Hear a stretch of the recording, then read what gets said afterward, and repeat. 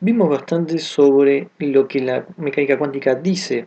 Ahora vamos a ir hacia la pregunta que tiene que ver con el significado de la mecánica cuántica.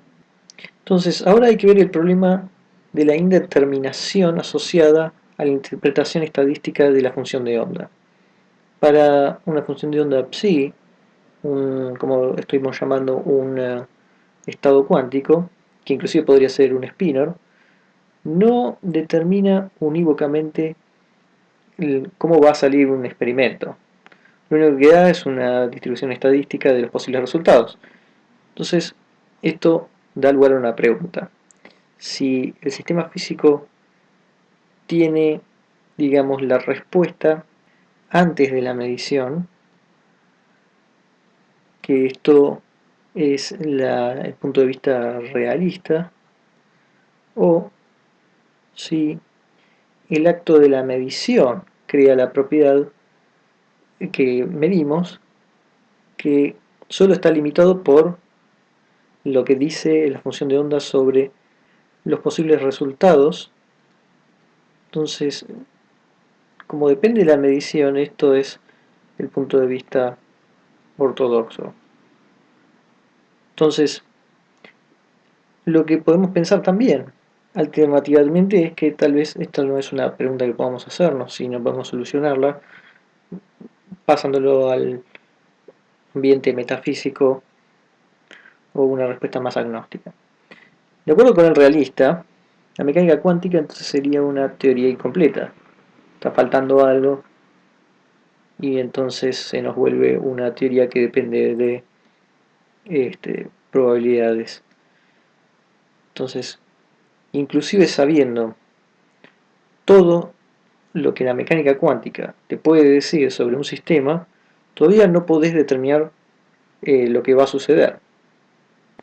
Evidentemente hay alguna otra información que es externa a mecánica cuántica que se necesita, además de esta, sí, tal vez, para tener una descripción de la realidad física.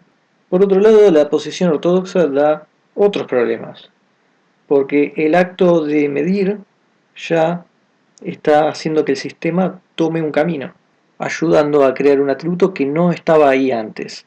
Entonces, habría algo muy peculiar sobre el proceso de medición. Inclusive, para poder tener en cuenta el hecho de que inmediatamente después de que uno mide obtiene el mismo resultado, uno está forzado a asumir el acto de que la función de onda colapsa por la medición, lo que hace difícil reconciliar con la evolución normal que ya nos da la ecuación de Schrödinger. Este tipo de cosas hizo que generaciones de físicos se fueran hacia una posición agnóstica y avisaran a sus estudiantes que no pierdan el tiempo preocupándose por las fundaciones teóricas o conceptuales, mejor dicho, de la teoría. En relación a todo esto, en 1935, Einstein, Podolsky y Rosen publicaron un paper que contenía la paradoja EPR, que estaba diseñada para probar desde base teórica la posición realista, la cual sería la única posible. Vamos a ver una versión simplificada de la paradoja EPR introducida por David Bohm. Entonces, consideramos el decaimiento de un pi mesón neutral, que es una partícula también llamada pión, en este caso neutral, o sea, no tiene carga, tiene spin 0 y decae en un electrón y un positrón. Eso lo ponemos de esta forma: el pión decae en un electrón y un positrón. Asumiendo que el pión está en reposo y el electrón y el positrón se separan justamente en direcciones opuestas y sabemos además que el pión tiene spin 0, entonces la conservación del momento angular requiere que el electrón y el positrón estén en configuración singlete. Eso lo habíamos expresado como 1 sobre raíz de 2 y después teníamos up down, down up, o se ponía también con flechas, una para cada partícula. Este vamos a decir que para el menos, este para el más, este para el menos, este para el más. Esto era un estado entrelazado. Eso lo sabíamos porque teóricamente no podíamos expresarlo como la multiplicación de dos estados producto. O mejor dicho, no era un estado producto justamente porque no podíamos verlo como una multiplicación de dos estados. Entonces, un electrón va a tener spin hacia arriba, el positrón va a tener spin hacia abajo, y viceversa. La carga cuántica no te puede decir cuál combinación es la que va a salir en cualquier decaimiento del pión, pero sí dice que las mediciones van a estar correlacionadas, es decir, si sale uno, automáticamente el otro tiene el opuesto. Eso lo sabemos, el spin total tiene que ser cero, entonces uno tiene un medio, el otro menos un medio, o al revés. De modo entonces que el sistema total tiene como spin cero. Entonces cada forma, o sea, que tenga hacia arriba y hacia abajo y hacia abajo hacia arriba, sabemos que cada combinación en promedio va a ocurrir la mitad de las veces. Ahora, supongamos que en un experimento práctico podemos dejar que el electrón y el positrón se separen 10 metros, o en principio 10 años luz, no importa. Uno después mide el spin de, por ejemplo, el electrón, y supongamos que cuando mide el spin del electrón le da hacia arriba, up. Si suponemos que todo esto es 10 metros o 10 años luz, sabemos que el positrón, que está a 20 metros o 20 años luz, va a tener spin hacia abajo, down. Para el realista no hay ninguna sorpresa en esto. El electrón realmente ya tenía spin hacia arriba y el positrón ya tenía spin hacia abajo desde el momento en que fueron creados. Simplemente la mecánica cuántica no sabía sobre eso.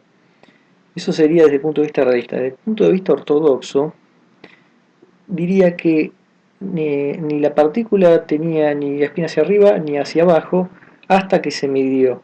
Una vez que se midió, la función de onda del electrón colapsó, instantáneamente produjo el spin del positrón a 20 metros, y entonces uno mide hacia arriba y del otro lado automáticamente el positrón tiene spin hacia abajo. Einstein, Podolsky y Rosen consideraban como una acción fantasmal a distancia, esas son las palabras que usó Einstein, spooky action at a distance. Concluyeron que la posición ortodoxa no podía ser porque el electrón y el positrón ya tenían que tener los spins definidos, más allá de que la mecánica cuántica puede calcularlo o no. Lo que asumían, fundamentalmente, es que ninguna influencia se puede propagar más rápido que la velocidad de la luz, que es acá poniendo una distancia suficientemente lejana y haciendo la medición en un tiempo suficientemente temprano, digamos, el argumento se iba a violar, que se estaba propagando una información más rápido que la velocidad de la luz. Se estaba violando lo que se llama el principio de localidad. Entonces, esto significa que el argumento EPR se basaba también en algo de relatividad inclusive especial.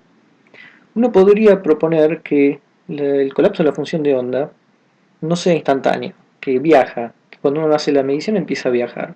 El problema con eso, que si suponemos que uno hace la medición en algún momento y ese resultado empieza a viajar a una velocidad finita para avisarle al otro que tiene que ser al revés, el problema es que violaría la conservación del momento angular, en el sentido de que uno podría medir eh, el spin del positrón antes de que llegue esa información, y uno tendría entonces una probabilidad 50-50 de que ambas partículas aparezcan con spin hacia arriba, por ejemplo, y eso en un estado entrelazado nunca ocurre.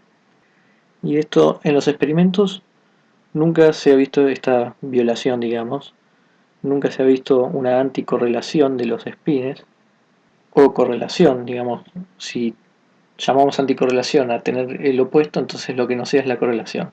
Si llamamos correlación a que dé el opuesto, entonces lo que no se da justamente es que los dos sean iguales. Entonces, aparentemente, el colapso de una función de onda, sea lo que sea, aparenta ser instantáneo.